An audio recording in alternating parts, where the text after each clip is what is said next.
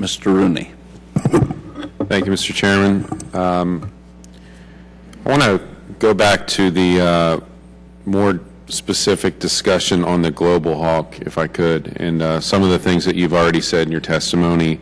Just to clear up, I'm an Army guy, so I apologize for any confusion I may have. But I think, General, you talked about the B-52 being 20 years old. You know, we know the U-2 is at least that old. And then I think that you said at the beginning of your testimony that the decision was made to discontinue the Block 30 part of the Global Hawk because of the U-2 cost versus the Global Hawk was essentially a push. Correct me if I'm wrong on that. I guess my question, what I want to start my question off is, I've seen the Global Hawk up close. It was very impressive. You know, it makes you feel proud to be an American that that this is the kind of stuff that we're putting out. Nothing against the U-2, but when you talk about antiquated systems versus what we've got to show the world in the future, it was just impressive. And so I guess if we're worried about the age of the B-52 and the cost of the Global Hawk and the U-2 was essentially a push, why don't we decide for the future that the capability that we're going to use is something that I assume that where we're going in this kind of surveillance in the future would be unmanned aircraft like the Global Hawk someday in the future. So why wouldn't we err on the side of starting to use that now, especially if we've already built some of these things? If resources were not an issue or were less an issue, we might well make a strategic decision to do something along those lines. But we did not have that option. Just to put it in context, so you have a sense. Keeping the U-2 versus terminating Block 30 yielded $2.5 billion in savings in the program period. Not trivial. So, you know, if there were $2.5 billion, you know, more in our top line, I'm not sure how we would use it. All right.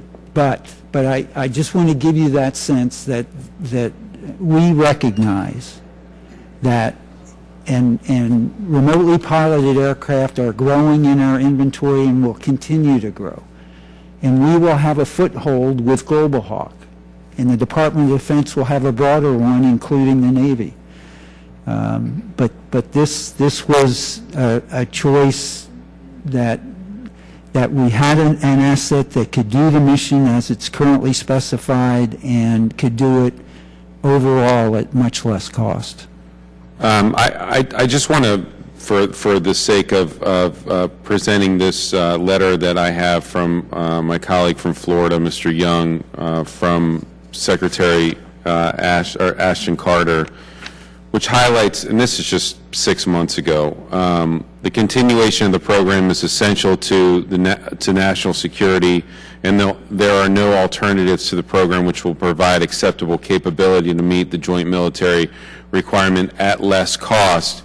There's also language in here that talks about how, because of the need for a U-2 not being able to fly continuously, and that a Global Hawk could, the cost for a U-2 would actually be $220 million more per year.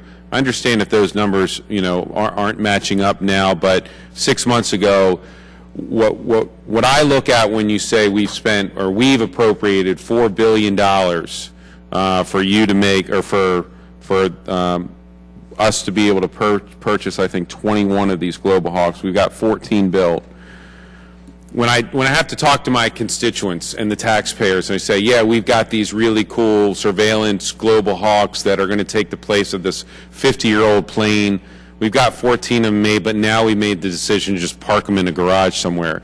You see, it's hard for me to be able to explain that to them, especially in this kind of age. So, I mean, I guess what I'm asking you is, what do I tell them, you know, when we talk about how we're going to park this vehicle in a garage for God knows how long?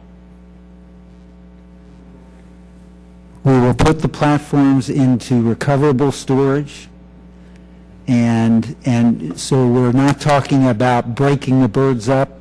We want to be able to have access to them, and as circumstances change, you know, perhaps there'll be a time when they'll come back out of storage. But right now,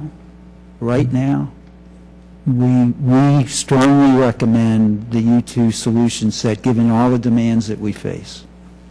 Gentleman, time expired. Mr. Garamendi.